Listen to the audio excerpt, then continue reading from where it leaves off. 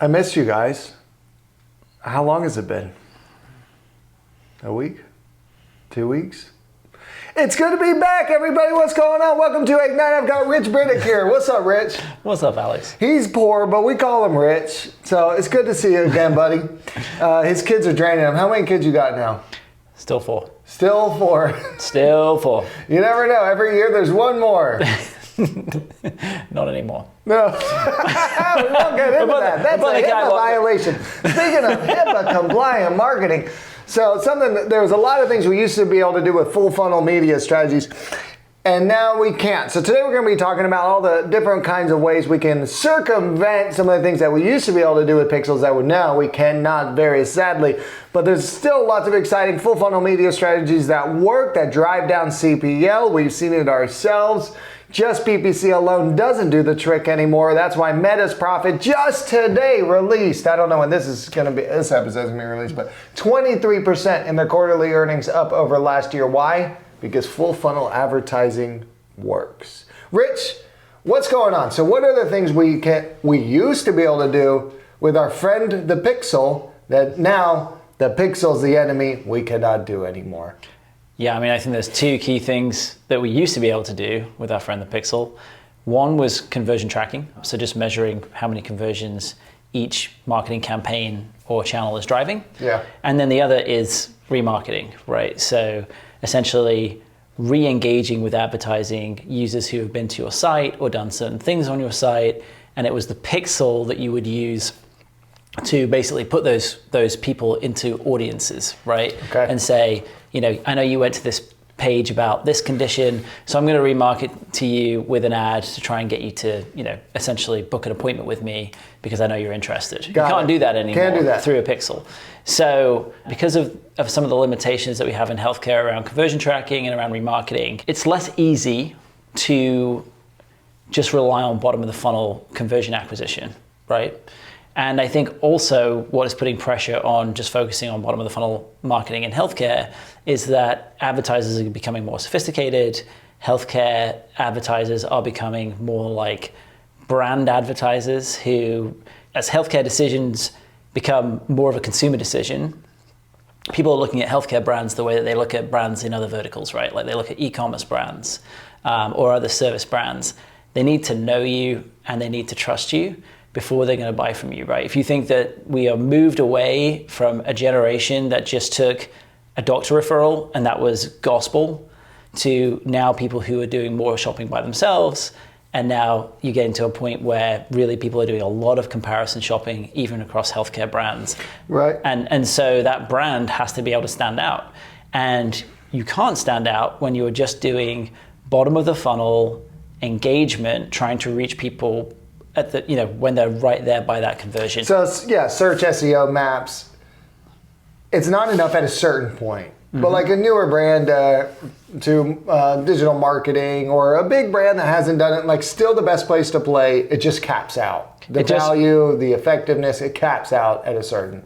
It caps out, and also, you know, you need to think about some of the business challenges that you might have in specific markets, right? So if I'm a new brand and I've just gone into a market where there are a ton of competitors that are well known and have good reputations, and I'm just trying to fight at the bottom of the funnel against those competitors, chances are my conversion rates are going to be really low, even if I'm engaging with the right users, right? Because they're going to click on your ad and, you know, look at you and they've never heard of you, and then they're going to click on the next person's ad and look at them and they've known them, they've seen a Facebook ad, they've read a blog post by them, they've been educated by them, and it's an easy choice, right? They're going to be like, okay, I understand I know who this brand is, they've helped educate me along the journey, I'm aware of them, I have some level of brand rapport with them and trust with them, but this brand is an unknown. So I think, again, can you use these bottom of the funnel tactics in isolation for demand capture? Yes, you can.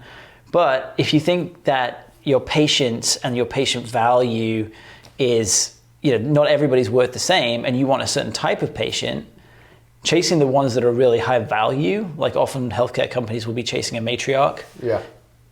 Those people, it's worthwhile investing in trying to engage with those people and build your brand with those people further up the funnel, because they are high ticket value patients. All right, so let's talk about what some of those strategies would be. So outside of search, SEO, maps, what else do we do? I know, and de novo is a special thing, right? We're going to blast social media, the upper funnel channels, hit search really hard. But aside from de novos and trying to get a launch done there, consistent advertising to an existing location that's been around, what are the tactics we employ? And then be specific. We'll give the secrets that we will do actually on those channels. Yeah, I mean, I think it depends on where your audience is, right? But the common channels for full funnel are going to be things like paid social advertising, display advertising, native advertising, right? Okay. But then also upper funnel content strategy on the SEO side. So instead of just trying to rank for location pages, are you writing educational blog content for people who are seeking out questions at the beginning of their health journey? Yeah. Right? You could even do things like cold email outreach if you can reach that segment that you're trying to target, which is, again, maybe the matriarch, right? And if you have those lists, Gmail promotions, discovery ads, there's loads of ways to reach these people, right? Okay. In terms of what we do to try and engage them, if you think about the funnel from top to bottom as sort of why the service or the category, right? Then why the brand, and then why now? So, again, at the top of the funnel, it's probably going to be videos talking about the benefit of the treatment, benefit of the service, what is the problem that you're trying to solve for them that your solution will solve, and then what is their outcome once they've had your solution, right? Okay. Then when you get to the middle of the funnel, it's probably, and so that could be like blog posts as well as videos, right? And advertising that. And advertising that. Okay. And amplifying that content. And then when you get to the middle of the funnel, that's where you're starting to talk about differentiation, right? So why my brand, right? Why would I buy from Cardinal Digital Marketing as opposed to, some other agency? Because it has a ginger media leader. Because it has a ginger media leader with a cool accent and 9 kids. But so at that point, you're talking about differentiation. What's an example of a provider group differentiation ad? More doctors, higher qualified, more Mohs surgeons, closer to you, like what? Things like, and you've got to be careful with this, right? Because it's got to be what the user cares about, not how you want to present. Mohs surgeon, FYI. Right. So things like board certified, that might mean something to providers, but it often doesn't mean things to patients, right? So what patients usually care about is my insurance going to cover it? Same day appointments. Can I get in the same day? Yeah. Are you close and convenient? Yeah. What is the quality of the care going to be? Yeah. Right? Those kind of things. Outcome-based data. Outcome-based data. Are you going to make it easy for me?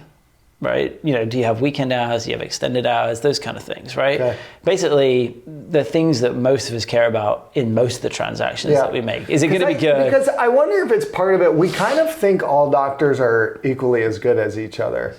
So we really just want access.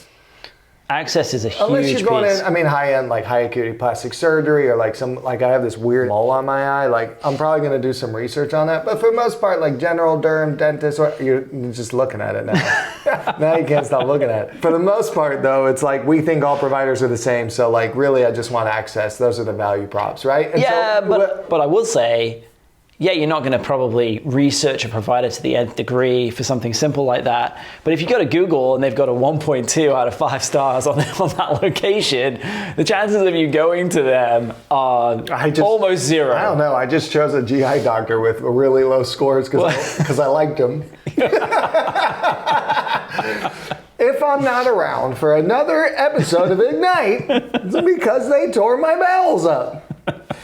So the first channels we're leaning on for full funnel me is social. That's the easy one, right? Then what are we doing on there? It's a lot of video.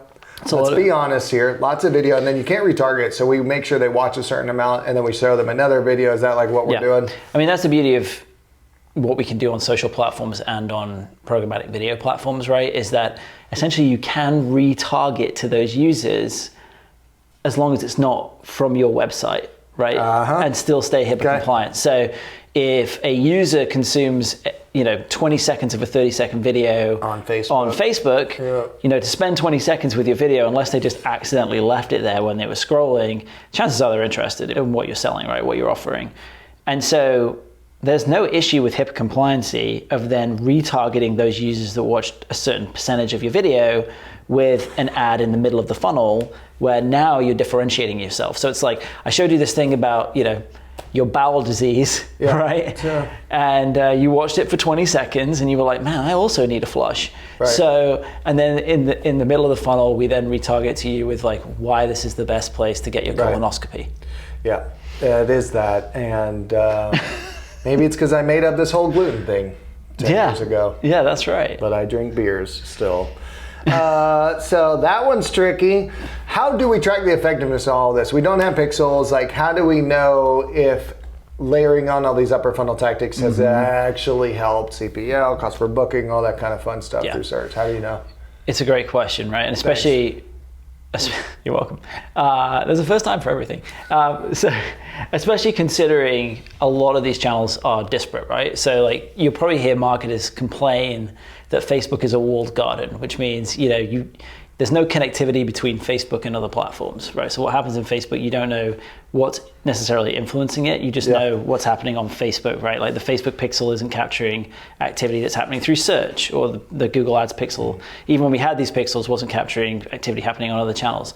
So the way that you can do it though is, as long as you're using a decent analytics solution, and again, here we're talking about HIPAA compliant analytics solutions, so not GA4, but were you to be leveraging a solution like Mixpanel or Heap for your analytics, you can do what are called cohort analyses. So essentially you could create a cohort of someone who is exposed to a top of the funnel video and watched a certain percentage of a top of the funnel video, because you've bucketed them into an audience on Facebook. And then when you drive them to your website, you use UTM parameters to say they were in this audience, right? So these guys were video engagers. So when they get to the website, Mixpanel knows that that person was a video engager and came from a video engager audience. Okay. And then in Mixpanel, you can say, let me make a cohort of this audience, and then see how well that audience does certain things that you want them to do on the website in comparison to your total user base or audiences that weren't exposed.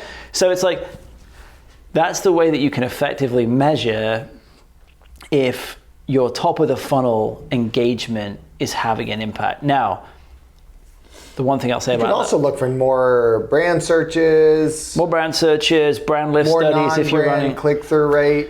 Yep. You could look at brand lift studies if you're running enough media. How much is enough? 10 stacks a month on Google? Yeah, you probably need to be running like $10,000 to $15,000 a month on social channels, on StackAdapt or a DSP of your choice for brand lift studies.